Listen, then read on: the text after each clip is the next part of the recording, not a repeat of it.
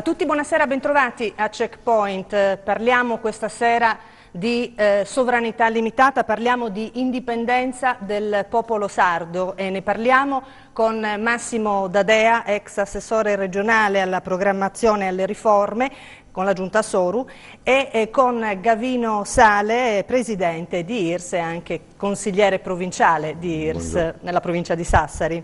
Buonasera e grazie per essere ospiti, essere venuti qua a Checkpoint. Allora, parliamo appunto, come dicevo, di indipendenza del popolo sardo. Parole, propositi, però alla fine della giostra si andrà a votare per le politiche con una legge elettorale che conosciamo tutti, il Porcellum, che impone i candidati sulla base delle liste decise a Roma. Questo vale sia per il centrodestra che per il centrosinistra, le primarie del PD che sono state depotenziate da deroghe e politici catapultati dalla penisola, ma anche il PDL sardo che attende davanti al portone di Via dell'Umiltà in attesa appunto che Berlusconi decida i nomi buoni per l'isola. Chiedo a tutte e due, davanti a tutto questo, ha ancora senso parlare di indipendenza, di autonomismo, di autodeterminazione del popolo sardo? Iniziamo da lei, Massimo D'Adea. Ma come giustamente lei diceva, ricordava degli avvenimenti che sono accaduti di recente. Tutta la composizione delle liste, anzi direi meglio la manomissione delle liste che è avvenuta per esempio per quanto riguarda il Partito Democratico, le liste che erano scaturite da delle primarie che avevano visto il coinvolgimento di una parte importante di cittadini, di simpatizzanti, di iscritti al Partito Democratico, pone ancora una volta in luce e mette in evidenza la difficoltà che hanno i partiti cosiddetti nazionali a rapportarsi con il centro romano. La manomissione delle liste da parte della direzione nazionale del Partito Democratico è la conseguenza di una subalternità del partito sardo, del Partito Democratico sardo, che si è manifestata in tutta la sua evidenza quando questo partito, nonostante avesse propugnato, avesse perseguito la possibilità di andare alla costruzione di un partito democratico sardo, autonomo e federato col partito nazionale, questa parte è stata cassata, questa parte dello statuto è stata cassata dalla direzione nazionale senza che in quel frangente ci potesse essere una qualche reazione da parte del partito stesso. Quindi tutto quello che è avvenuto è la conseguenza di questa subalternità, sinché i partiti, in primo luogo il Partito Democratico per quanto mi riguarda, non riuscirà a costruire un partito autenticamente autonomo, federato e che possa eventualmente anche apparentarsi con il Partito Socialista Europeo, è evidente che tutte le richieste e le esigenze di autonomia, di sovranità e anche quelle eventualmente di un'opzione indipendentista vengono frustrate. Gavino Sale, ha ancora senso parlare di autodeterminazione del popolo sardo alla luce appunto della premessa? Ma penso che oggi ha più senso che mai parlare di indipendenza e di sovranità. Siamo in un trend positivo europeo, dove il concetto di sovranità e di indipendenza, questi 10 anni di vita di IRS, noi compiamo 10 anni, siamo nati nel 2003, 2013, quindi faremo una grande festa con dei grandi convegni a questo appuntamento. E credo che 10 anni di esistenza di queste concettualità, di presenza nella vita politica sarda abbia fatto fare un salto. Ha sdoganato il concetto di indipendenza, di lotta indipendentista non violenta, democratica, e dicevo, siamo in un trend positivo a livello europeo, tipo la Scozia, la Catalogna. Avanti ieri in Catalogna una maggioranza istituzionale ha votato una mozione dove Madrid insomma si è un po' arrabbiato, però stanno andando dritti verso un referendum democratico di indipendenza della Catalogna. Questo sta succedendo anche in Scozia. E che succedano questi avvenimenti all'interno della vecchia Europa sdogana questo concetto, non è più uno scandalo, è normale. Tant'è che queste votazioni italiane hanno deviato la questione. Se lei si ricorda, 5 mesi fa, 2 milioni di manifestanti in Catalogna, la Scozia che si avvicina a un referendum di autodeterminazione, l'Irlanda che riprende con forza il processo economico con sovranità fiscale in mano, l'irruzione di queste concettualità.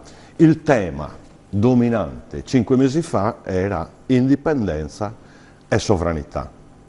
Il carro armato italiano adesso si è sovrapposto a queste tematiche, però come metafora userei che hanno messo la polvere sotto il tappeto. Finite le votazioni italiane, la questione sarda emergerà nella sua urgenza, cioè è stato un attimino rimosso, ma poi verranno i nodi al pettine all'indomani delle votazioni. Cioè il tema della sovranità e della indipendenza sono fondamentali nel dibattito attuale. Nonostante questo, però, vediamo che nella campagna elettorale i temi della guerra contro lo Stato assente, il recupero del concetto vero di sardismo fanno parte proprio della campagna elettorale. Non sembra un po' una presa in giro, D'Adea? Ma quello che si assiste in quest'ultimo periodo, ma soprattutto in questi giorni, anche attraverso la presentazione del programma di alcuni partiti, come ad esempio il PDL, è un cercare di strumentalizzare le tematiche della sovranità, dell'autonomia, dell'indipendenza.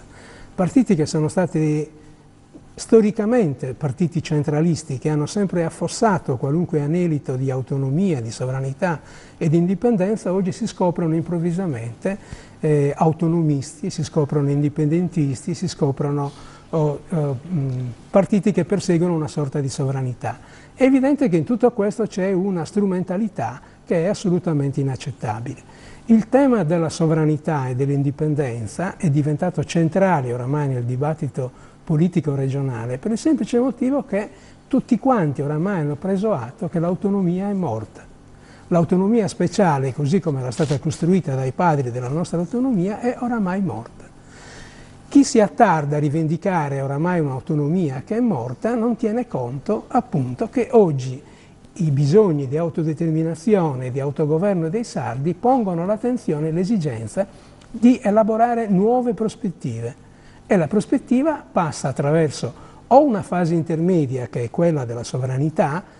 Per sovranità io intendo la possibilità che i sardi possano decidere su questioni che sono state sempre di competenza dello Stato italiano, come ad esempio sulle servitù militari, poter decidere sulle nostre entrate finanziarie, poter decidere sui beni archeologici, oppure saltando, oppure passando attraverso la fase della sovranità, arrivare a una vera e propria indipendenza. Indipendenza che intendo io forse diversa rispetto a quella che intende Gavino. Indipendenza, a mio modo di vedere, in un nuovo concetto, un concetto moderno di indipendenza, è uno strumento che consente ai sardi di poter decidere sulle problematiche e sui temi che li riguardano più da vicino. Indipendenza per me è la possibilità di avere un orizzonte molto più ampio che l'orizzonte dell'Europa. Oggi gli Stati nazionali cedono sempre di più quote di sovranità all'Europa. Ed allora per quale motivo dobbiamo rinchiuderci negli angusti orizzonti dello Stato italiano? La Sardegna, che è popolo e nazione, può rapportarsi direttamente con l'Europa, l'Europa dei popoli, gli Stati Uniti d'Europa. Gavino Sala, invece qual è il suo concetto di sovranità? È simile a quanto ha esposto Massimo D'Adea? No, non si discosta di molto su quelle concettualità, però le faccio l'esempio del Burkina Faso, che è un piccolo Stato africano, è indipendente, ma di sovranità non se ne parla nemmeno. Chi comanda il Burkina Faso sono le multinazionali. Quindi noi abbiamo elaborato, esattamente un anno fa, e lanciato come proposta politica, questo passaggio che è molto graduale, ma è molto intenso. L'autonomia è morta, lo certificano tutti, anche gli ultimi vecchi leoni della stagione autonomista sono pronti a certificare la morte dell'autonomia, ma questo è evidente, no? Basta uscire fuori da questa zona industriale ed è un disastro economico e antropologico. Quella storia è definitivamente andata. A volte le domande di voi giornalisti è: ma come facciamo senza l'Italia? Io giro la domanda. Cosa è successo? 60 anni, 150 anni di dominio italiano in terra di Sardegna. È un disastro. L'uscita dov'è? È la proposta che fa IRSI. E per quello noi non ci candidiamo. Iniziamo a ragionare su un governo di sovranità nazionale, dove l'epicentro e le fondamenta di questo ragionamento sono il concetto di sovranità fiscale, sovranità energetica, quanto non abbiamo nessun piano energetico, tutti sono in nove a saccheggiare, noi siamo d'accordo sulle energie alternative, però è un saccheggio che è quantificato è intorno a 1,2 miliardi all'anno. Per avere una misura, la Tirrenia costa semplicemente 380 miseri milioni. Mi capisce che sono 4 mesi di paleoliche? Questa classe politica ha regalato questo tipo di ricchezza, proprio lontani dal concetto di sovranità. Questo concetto di sovranità è, le ripeto, la base di un nuovo progetto politico. E si dice, chi sta almeno a questi 4 punti di sovranità, iniziamo a sederci su un tavolo e a ragionare. Noi fondamentalmente la protesta la manteniamo come fuoco sacro delle contraddizioni, ma insieme a questo, come una teoria e prassi, proponiamo altro. Quello che propone IRS, fine della protesta, inizia della proposta. Noi siamo obbligati, o perlomeno quest'idea, questo progetto, è obbligato a governare le prossime regionali. L'indipendenza, noi non rinunciamo a questo progetto, diciamo, strategico, è il nostro sogno della nostra vita, però dobbiamo riempire questo momento storico, no? L'attualità politica si riempie coi concetti di sovranità. È un passaggio soave, tranquillo, graduale, dall'autonomia alla sovranità. Quello che diceva Taddea è un momento di transizione molto interessante, molto particolare. All'indomani delle votazioni noi scateniamo, anzi, noi non ci candidiamo in queste votazioni, non diamo indicazioni di voto, i nostri attivisti militanti sanno cosa devono fare e tutte le energie sono finalizzate a una, diciamo, battaglia diplomatica affinché all'indomani delle votazioni queste forze che credono nel concetto di sovranità come fase di transizione, che i temi sono soluzionanti, sono derimenti, finalmente la smettiamo nel delegare ad altri la nostra esistenza. La delega non funziona più né in termini politici e tantomeno a livelli umani. Cioè, la vita mia è essa mia. Io partecipo al mondo nel momento che sono sovrano, cioè so io cosa fare della mia vita. Non posso in blocco dare ad altri, dai, decidi tu della mia vita. Questa cosa è umanamente inaccettabile. Quindi questo processo è pressoché totalizzante, soddisfa l'individuo in quanto lo tiene protagonista, no? nella sua esistenza, politicamente è soluzionante, è derimente, non si scappa. In poche parole, cosa sta succedendo? Mi ricorda una frase molto interessante di Antonio Gramsci, no? Quando succedono queste contraddizioni storiche è perché il vecchio non ha voglia di morire, non si cagherà in andare, no? Ma il nuovo non vuole smettere di nascere e noi siamo il nuovo. Praticamente esistono 2 forze in Sardegna che si stanno contendendo. Le forze della restaurazione, che vogliono mantenere tutto così, ma insomma con dugenta mizzata scusa, mantenendo determinati privilegi molto personali, e il nuovo che sta avanzando, che è all'interno o attorno ai concetti di sovranità. Vogliamo essere protagonisti della nostra vita e irrompere nella comunità europea, nel mondo come nazione libera. È una fase di transizione molto bella, molto interessante, e ha detto bene lei. Molti sono obbligati a parlare di sovranità anche in campagna elettorale, purus nobigrene, anche se non ci credono, però la nostra soddisfazione è che sta permeando, no? Le organizzazioni, la società civile, questo concetto sta passando. Al di là di IRS, al di là di organizzazioni indipendentiste, il concetto di sovranità ormai dilaga nella società. Dobbiamo essere molto bravi a renderlo praticabile, proponibile e realizzabile all'indomani della...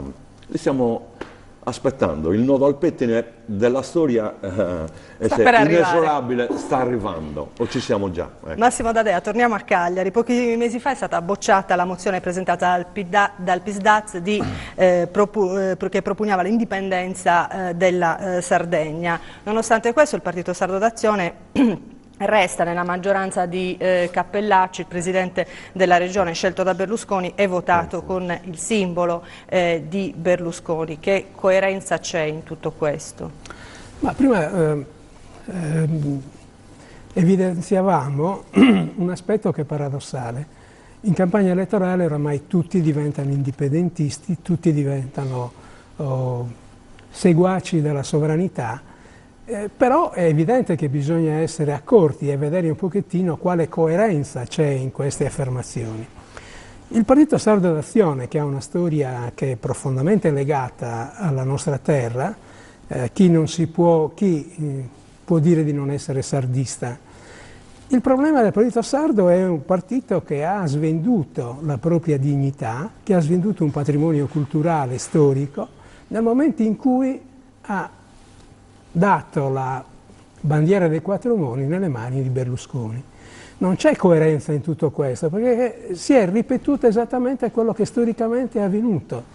Il Messia che arriva dal continente, il sovrano che arriva dal continente e noi sardi che cediamo le nostre prerogative, i nostri diritti nelle mani appunto del nuovo Messia.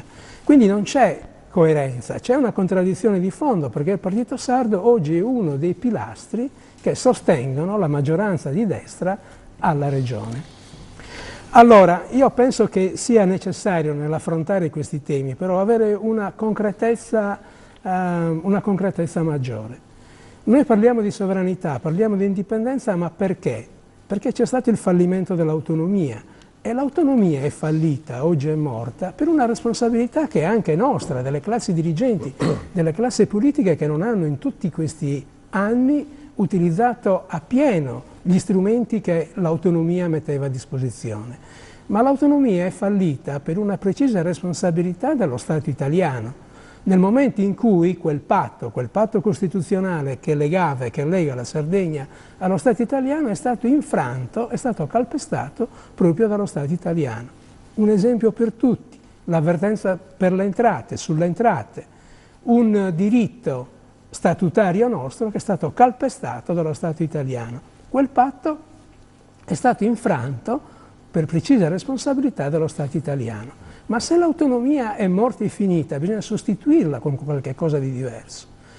Quanti propugnano, come ad esempio il Partito Sardo, ma non solo, la possibilità di riscrivere lo statuto di autonomia, non tiene conto di un aspetto, che oggi lo Stato italiano non ha nessuna intenzione, nessun interesse a riscrivere quel patto costituzionale.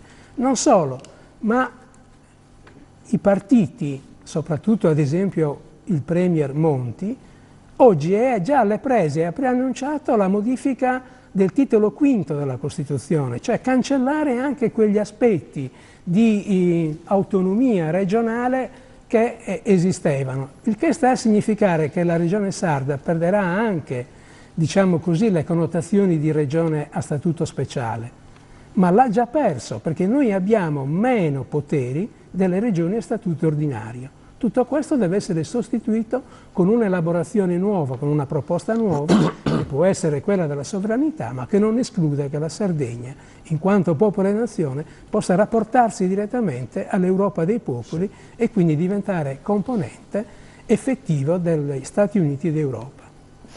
Gavino Sale, a proposito di questo discorso, si discute da anni però della frammentazione e delle divisioni all'interno della galassia indipendentista. Che cosa impedisce ai movimenti che hanno lo stesso obiettivo di unirsi contro la marginalizzazione della Sardegna in questo contesto politico nazionale? Guardi, c'è un po' di fraintendimento in questa storia della galassia indipendentista. È un po' un mito, anche perché i partiti italiani mica sono uniti, o i partiti tedeschi. Si pretende sempre l'unità ai movimenti indipendentisti. Questo non l'ho capito. Ma c'è una grossa differenza tra movimenti indipendentisti. Noi abbiamo fatto un ragionamento, in sintesi. I movimenti indipendentisti, a parte IRS e il PISDAS, cosiddetto, che si chiama indipendentista, sommati danno 0,6, cioè ininfluenti nella società sarda. C'è una grande pubblicità a determinate situazioni e non a altre. Il ragionamento che facciamo noi, il concetto di sovranità e di indipendenza, e lo certifica l'Università di Cagliari e l'Università di Edimburgo, parlano del 45% dei sardi che hanno questo tipo di visione, credono in questo processo. Allora IRS fa l'appello a quel 45%, che è una grossissima massa critica, con quelli si va a governare, non con la cosiddetta galassia indipendentista. Noi non abbiamo contro nessuna organizzazione indipendentista. Chi fetta Nasugi Gerene, abbiamo un immenso rispetto degli altri e per cui non ne voglio né parlare male né bene. Noi questo che mi interessa. Quello che interessa a noi e che differenzia IRS da quella cosiddetta galassia è che IRS si propone come forza di governo e fa una proposta a quel 45% di sardi che vogliono governare su questo tipo di ipotesi, sovranista. Valuta non è teoria. Noi abbiamo 2 consiglieri provinciali, un sindaco a Perfugas, alcuni vice sindaci e una quarantina di consiglieri comunali. Cosa succede dove governiamo noi? Concretamente, questa è sovranità applicata. Equitalia, la legge me lo permette, prego accomodatevi. E li abbiamo fatti accomodare. Adesso c'è un ragazzino, abbiamo risparmiato più o meno un 40.000 euro. No. E quei tributi li incassiamo noi. L'Agenzia delle Entrate ci doveva 540.000 euro per fatture spese. Siamo andati all'Agenzia delle Entrate, signori, ci dovete 540.000. Ma che sì, è vero, la legge lo permette, ma nessuno ce li ha mai chiesti. Ma noi indipendentisti sì. Scrivetelo. Mi hanno telefonato 10 giorni fa che sono arrivati 540.000 euro. Quindi dove governiamo noi, boga su di noi, come dicono dalle parti di Dadea. No, e ancora, pannelli solari, macchinine elettriche, l'ho fatto già l'esempio, il prete di Perfugas mette la scheda, a bere questa macchinetta e va a benedire i suoi, no? O a confessare in macchinina elettrica. Sto estremizzando il discorso, ma è davvero. Sovranità alimentare, adesso stiamo facendo uno studio di quanto Perfugas consumala, mangiano. Quindi faremo un piano quinquennale, se è possibile, sino ad arrivare a sovranità alimentare. Questa è concretezza, mica sto parlando di fantasie. Perfugas esiste, l'amministrazione di Perfugas, con un accordo che abbiamo fatto col centro-sinistra e con altri dissidenti del centro, siamo governanti. IRS governa. Il bello è che sta governando bene, applicando il principio di sovranità. Quindi, come vede, c'è una grossa differenza tra chi protesta, vuole stare assolutamente e eternamente in minoranza con la ragione in tasca e chi vuole andare a governare. IRS fa una proposta di governo a quel 45%, non allo 0,6% che momentaneamente esce ininfluente. Siamo quasi alle battute finali. E vorrei chiudere con questo. In questo tipo di contraddizione c'è un fattore molto importante e la dice lunga perché il signor Monti vuole modificare l'articolo 5. La Sardegna fa molto paura in termini economici, è un paradosso. In questo momento siamo in un disastro economico-antropologico. Ma noi abbiamo spedito 2 ragazzi neolaureati in Irlanda e abbiamo visto che l'Irlanda ha una tassazione massima del 22%, l'IVA al 12%, Yahoo, Google, tutto internet è in Irlanda, lo stipendio medio irlandese va dai 700 ai 900 euro la settimana. L'Irlanda è un'isola. Lei si immagini un'Irlanda che si chiama Sardegna al centro del Mediterraneo, con una fiscalità differenziata, come la irlandese, che è all'interno della comunità europea, o la Sardegna, zona franca integrale, che inizia a commerciare con l'Africa e col Nord Europa. Questa roba qua l'Italia non la vuole nel modo più assoluto, ma noi sardi dobbiamo voler quello. E all'indomani delle votazioni inizieremo a chiedere come mai il collegio unico regionale non è stato ancora separato. Come mai la Sardegna, l'unica regione d'Europa, è vietata dallo Stato italiano con una legge, noi non possiamo avere dei nostri rappresentanti. Quindi scateneremo questo tipo di battaglia dove la Sardegna vada ad interloquire immediatamente con la comunità europea, innanzitutto modificando la rappresentanza che oggi non abbiamo. Quindi D'Adea è un progetto realizzabile, ma allora quali sono, se ci sono, le responsabilità del PD di Soru, che ha governato per 4 anni, e in generale anche dell'opposizione alla giunta Cappellacci? Ma io penso che l'esperienza del governo regionale presieduto da Renato Soru sia un esempio molto concreto di come si possa concretamente, appunto, perseguire la sovranità agita. Esiste una sovranità che naturalmente può essere auspicata e c'è una sovranità agita. L'esperienza del governo regionale Soru è proprio un esempio di sovranità agita. Noi abbiamo cercato, nel limite naturalmente delle leggi esistenti, di esercitare compiutamente tutti i nostri diritti.